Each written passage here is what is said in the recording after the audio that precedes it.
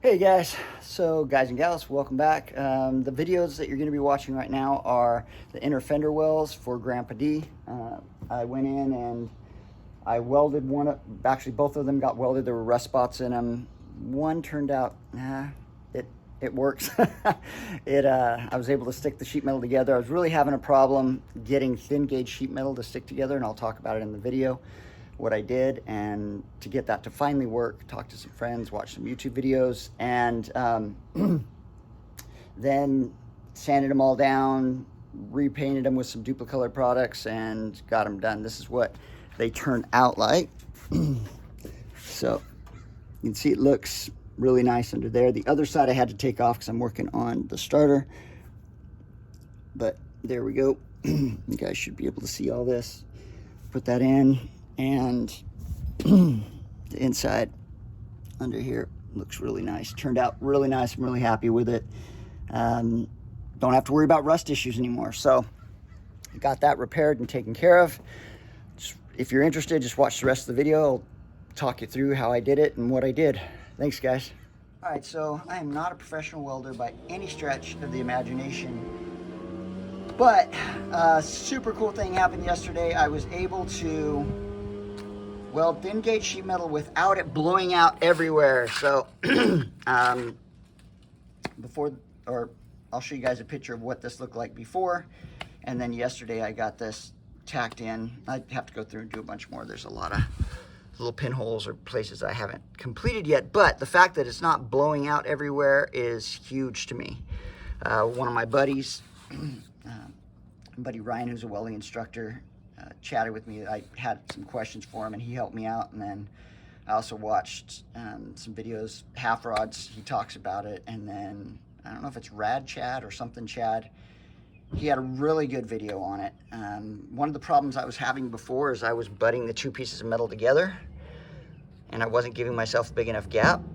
And I always wondered how people could weld and then you wouldn't see the difference in between.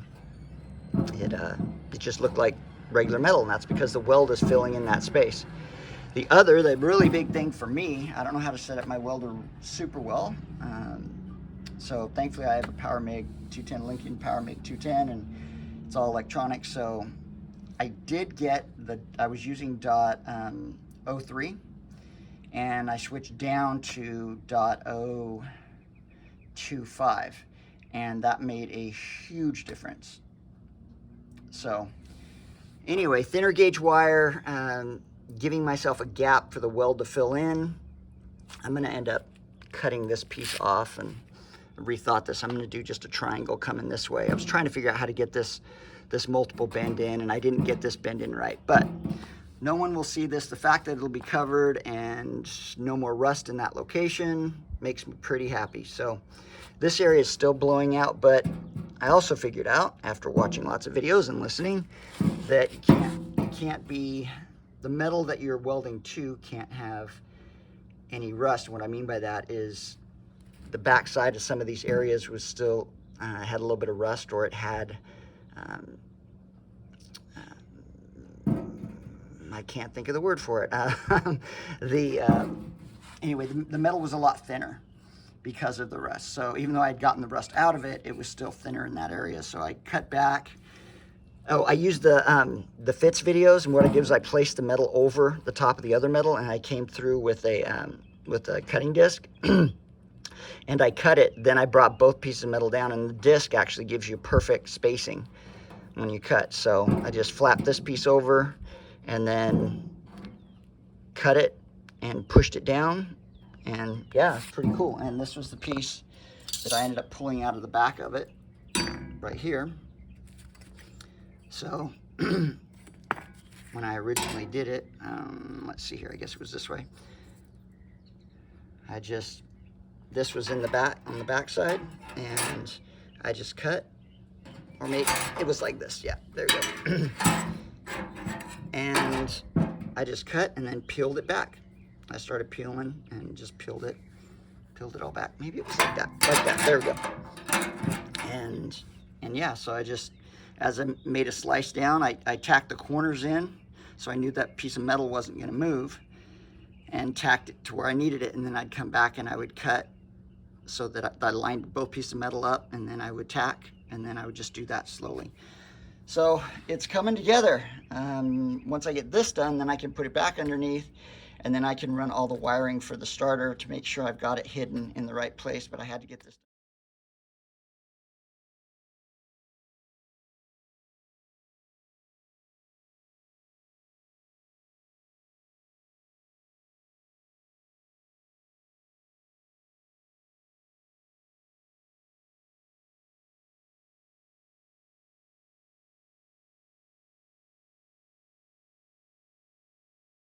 Okay, so here I have the little piece of sheet metal fit up.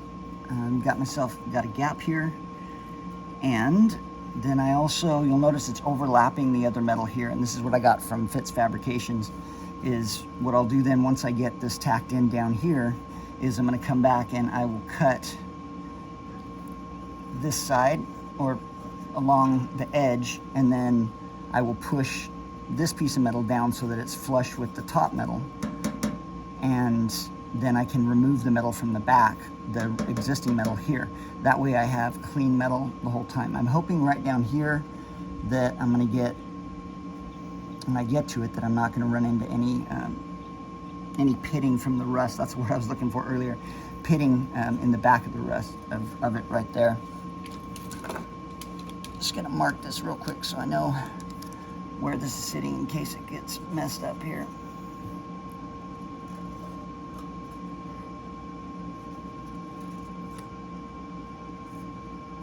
There we go. All right, so let's give it a shot here.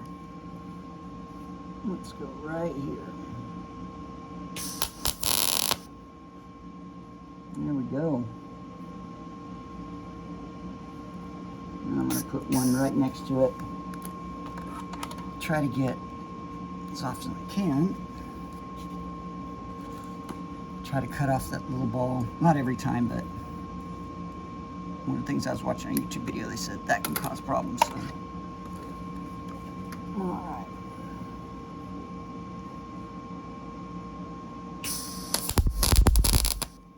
And that one's blowing out on me. There we go.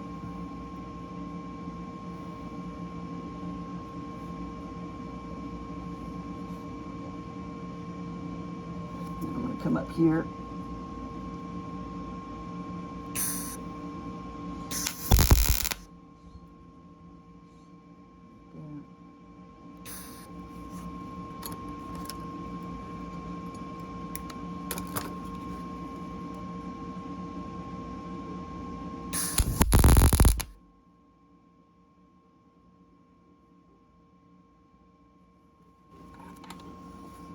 Okay, so I did have a little blowout right down there.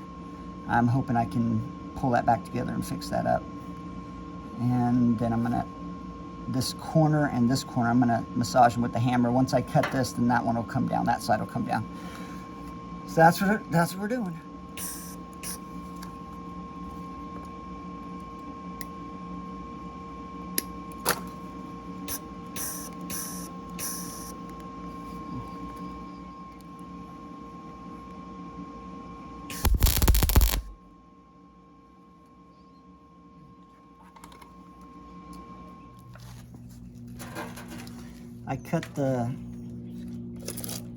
I cut along the edge here, and this is what I was talking about with Fitz Fabrication.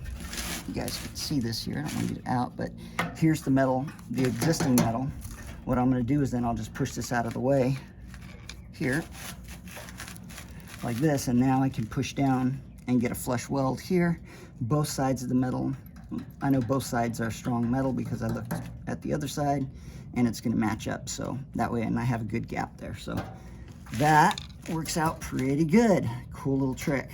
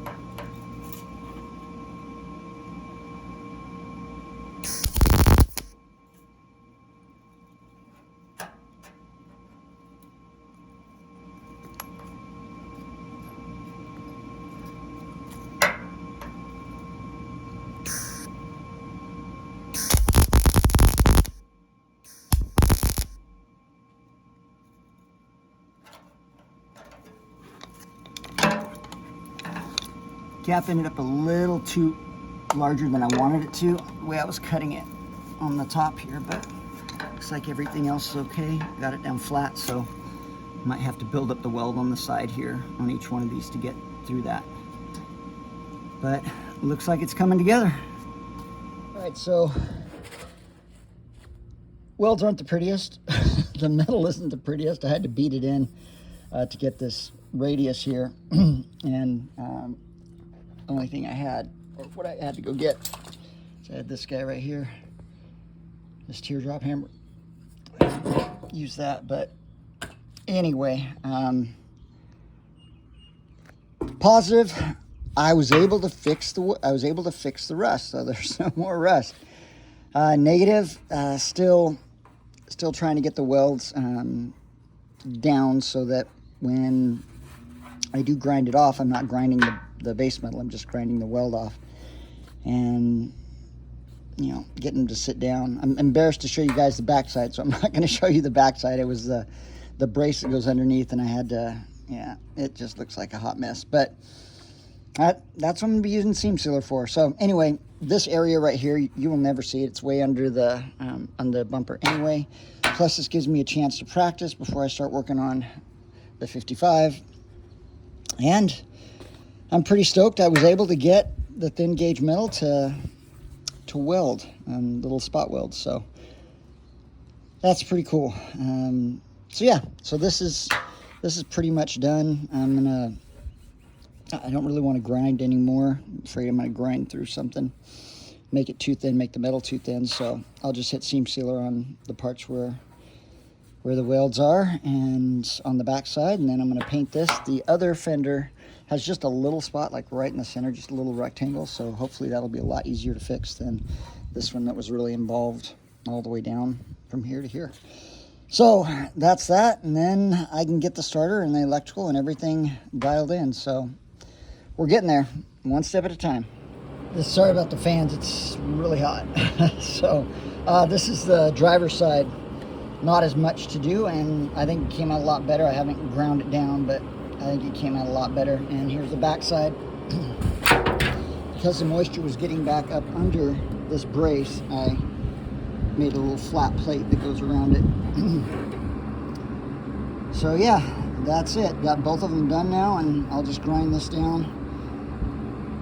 And then I'm gonna put some seam sealer on this and get ready to put everything back in. I've got to actually have to go through on this one.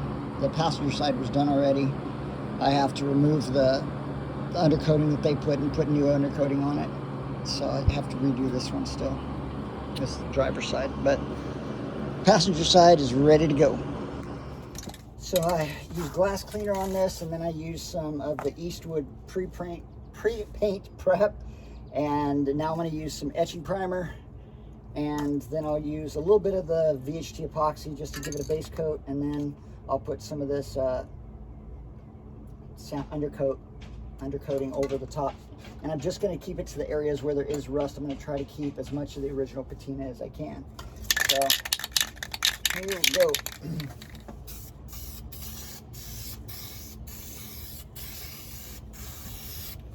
I'm going to go turn that fan.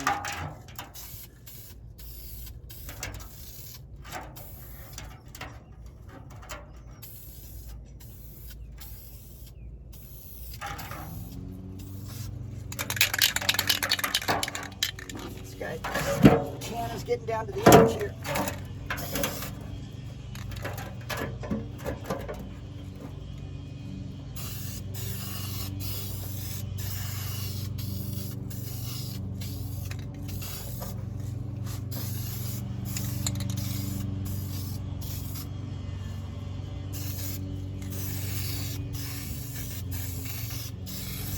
I'm laying it on thick just because I want.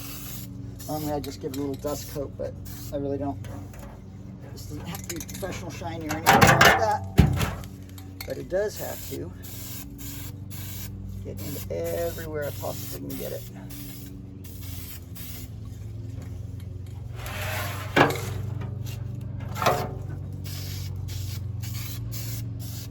And this whole bottom I'll use a wire brush on, and I'll knock all that down and then reshoot that.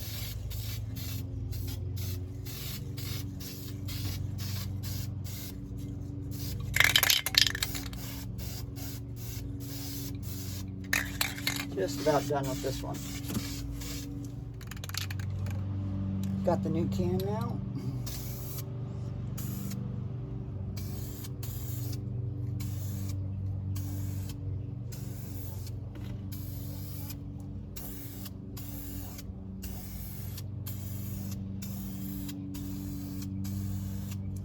Laying down well here.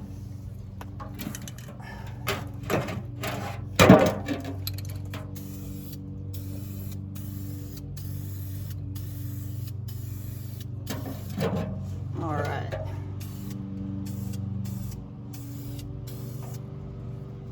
Now I'm going to go around to the other side.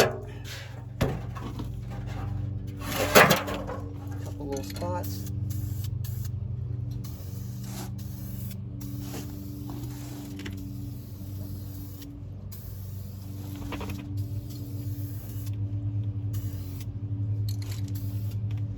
So, anyway, you guys all know how to paint. That's what I'm going to do. I'll show you guys what it looks like when I apply the paint. Base coat is on. Now I'm going to go ahead and put on the truck bed liner. Duplicolor truck bed liner. So, give it some texture and some durability here.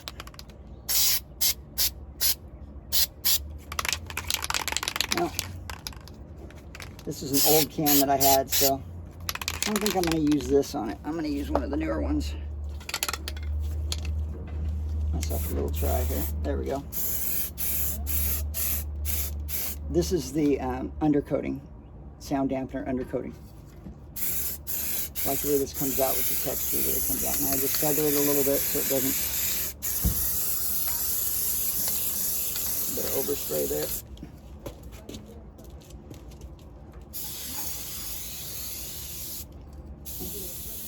And this can's out. So go on to the other can. Alright, and that's how I do it. I just go around and spray the stuff on, and it's pretty good. I like the way this stuff lays down. It's pretty good. I'll show you guys what it looks like when it's done. Oh, also, I took off that crappy seam sealer that was on this guy, and I'm going to repaint it and get it redone. So, just didn't like the way it looked. Morning. It's the next day, and I decided to take the driver's side inner fender well. I was just been so tired of working on these that I was gonna just leave the factory it had a little bit of factory undercoating under it, and then just a bunch of tar and dirt and stuff. Just leave it and then do it at another time, but I can't do that. If I start a project, I want to finish it. So here we go. Last night during the day in the afternoons, it's been so stinking hot. Today it's supposed to be like 108, so I've been breaking it up and doing work in the morning and in the evening. And last night when I was removing this stuff, I thought my neighbors were going to call the cops. It was so loud. The only way to remove the stuff underneath, and I remember being on half rods, and he was talking about this, that I mean, I've tried everything. I tried this little guy right here. I've tried, you know, sanding discs. I've tried stripping discs. That hard tar is just next to impossible to get off.